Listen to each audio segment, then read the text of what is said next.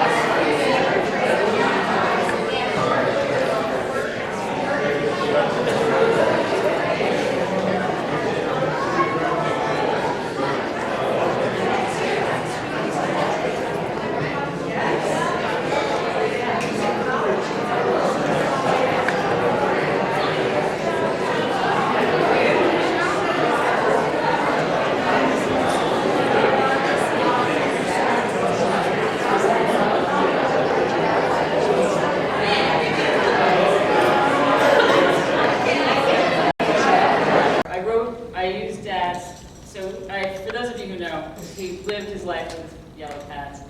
I had them, they were all through my, my life. He had pads everywhere. So I took some pads with me after we cleaned out his house, and I wrote on this to write to talk to you. And of course, it's easier to put it all into a note. So I'm going to read a little bit. I hope you don't mind off what I wrote in the phone to refer to that. It's going to be hard. I mean, I'm 61. I have 61 years of things to say, and all of you have how many years that you have of what you lived with Dad, which is all unique.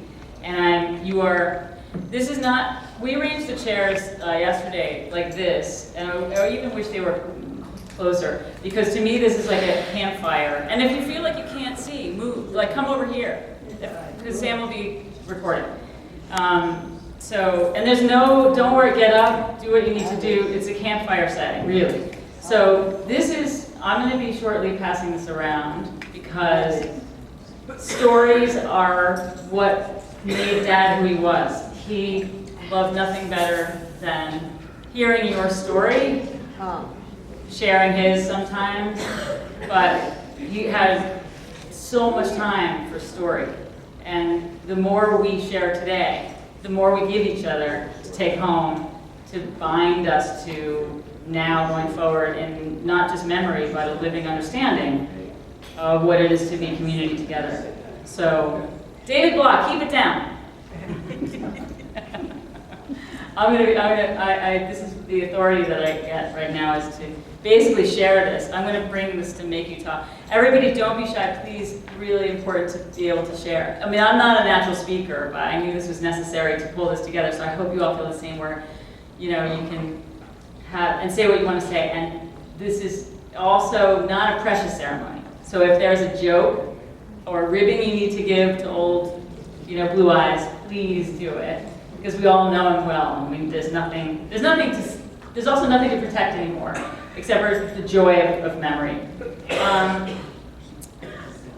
I have to say that what I feel that I got from my father in the arc of thinking about it. I was up till 3 in the morning last night, just what do I say, what do I share with you that you want to hear, that's meaningful to you in supplementing how you've experienced my dad. I know him from being a head tennis pro, a slim tennis pro Cantor, the tan Cantor they called him, to a Pavarotti, joyful Pavarotti-sized Cantor. East Coast, Midwest, so many different incarnations, dogs, no dogs, cats, no cats, different kids. What Dad gave me the whole time was a very strong sense of purpose, being a Silbersher, the pride of being it's really like handed a baton from my grandfather, and I'm sure you have the same stories where your grandparents informed your sense of purpose. From the shtetl, from escaping pogroms, from working in ways we can't understand anymore in this culture where we're so comfortable. I still burn with that very strongly, and that's from Dad. That's from my father. Whatever his trick me's were, he gave me a really strong sense of purpose, which is why I'm here today.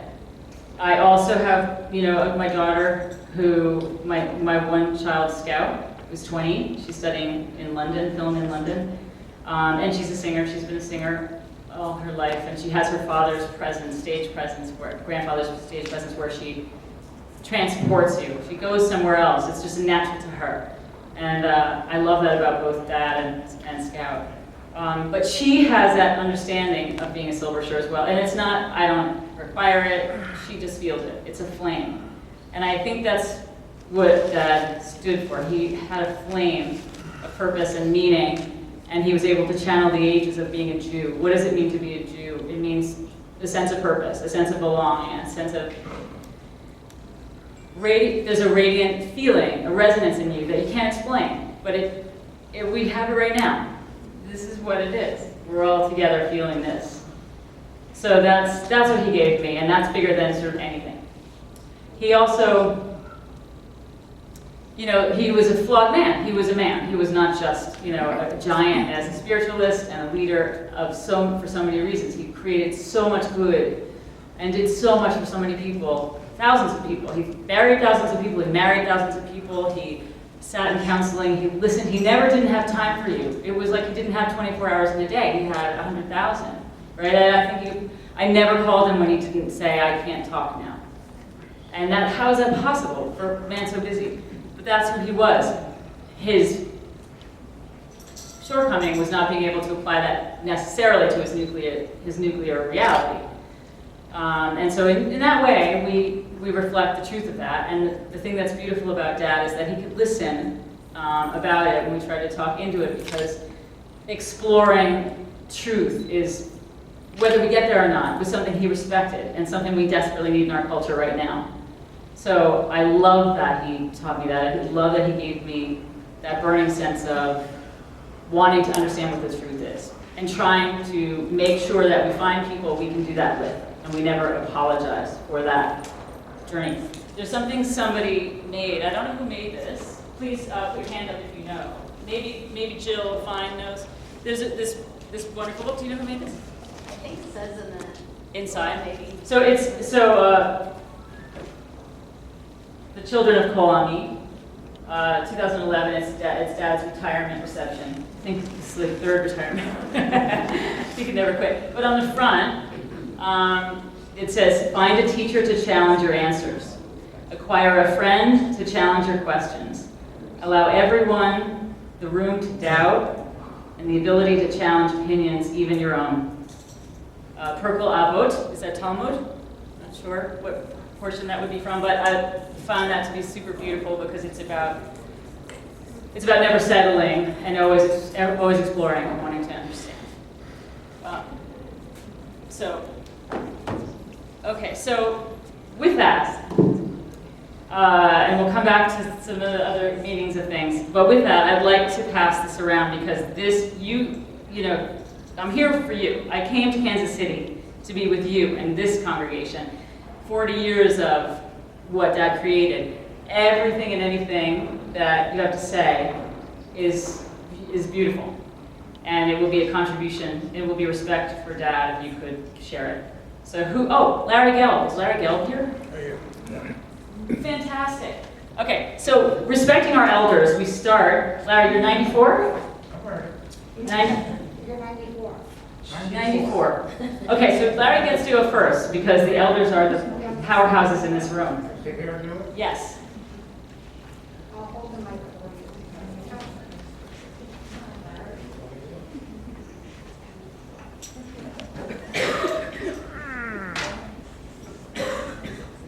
You have to probably hold it to close.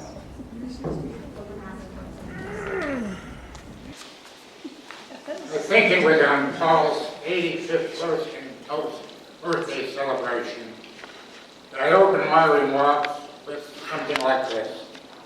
Cantor, it is indeed a pleasure for me to stand up here today and say a few words in your defense.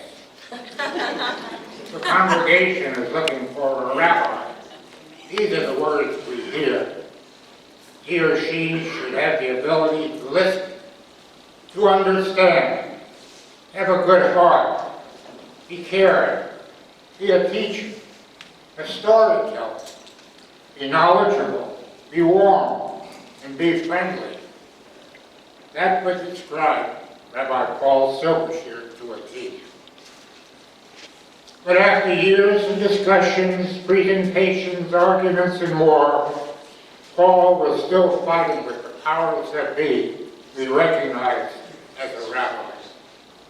That was with all his credentials, which included 6 diplomas or degrees in the field of music, social work, rabbinic study, arts, and sacred music. I have kept a record of the discussions with various notables of Judaism and numerous conversations with them, information with the deans of schools that now contains approximately 75 pages. In culmination of a diploma that Paul received in 1972 from the then Private Fellowship for Jewish Learning, it's a panel of rabbis that interview candidates and have the power to ordain individuals as a rabbi. The Cantor and I really have a lot in common. We are both from the East Coast. We are both born on April 23rd, and we were both affiliated with Congregation B'nai Yehuda. At B'nai Yehuda, I was a congregant, Paul was a CDS. That's probably not familiar to most of you. CDS stands for Cantor Drill Sergeant. You've heard the expression, a sound mind and a sound body. Well, Paul really believed in that. That's why he had an A mitzvah students running around that first floor of the synagogue. And the time chosen for the workout was exactly, and I mean exactly, when the conference was showing up for Saturday morning services. Some congregants and visitors were bewildered to see this group in shorts and t-shirts running around the main floor on Shabbat morning. Some congregants and staff thought it was inappropriate for Shabbat morning. But how could you argue with a sound mind and a sound body? I've known Paul for over 40 years. He served as Cantor of B'nai Yehuda for many years. After an illustrious career, he was honored and made Cantor Emeritus. Sometime later, after I was president of B'nai Yehuda, we decided to leave and start a new congregation. When we left, Paul's emeritus title disappeared from the B'nai Yehuda letterhead. And so did my name and title as a past president disappear. His family was distressed, so much so that someone called me and asked, can they really take Paul's title away? I think the powers that be revoked his title because we both were secretaries like there was no tomorrow. In his years at B'nai Yehuda, he had a new secretary every 3 or 4 years. And when he came on board as senior rabbi at Kolomim, he actually improved upon it by trading for a new secretary about every year. It must be a course of study that clergy are required to take at Hebrew Union College that teaches them how to be hard on secretaries.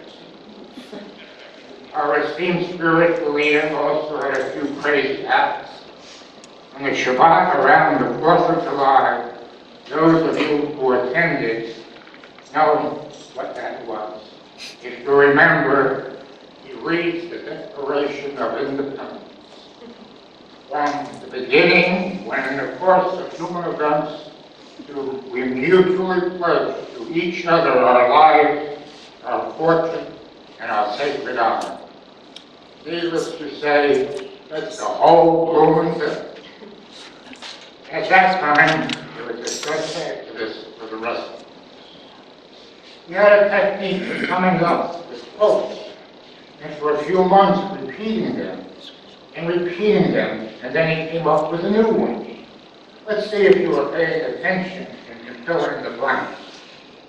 God loved you and there's nothing you can do about it. And the ever famous, know your word. And one of the last sayings, nothing broken, nothing Nothing missing.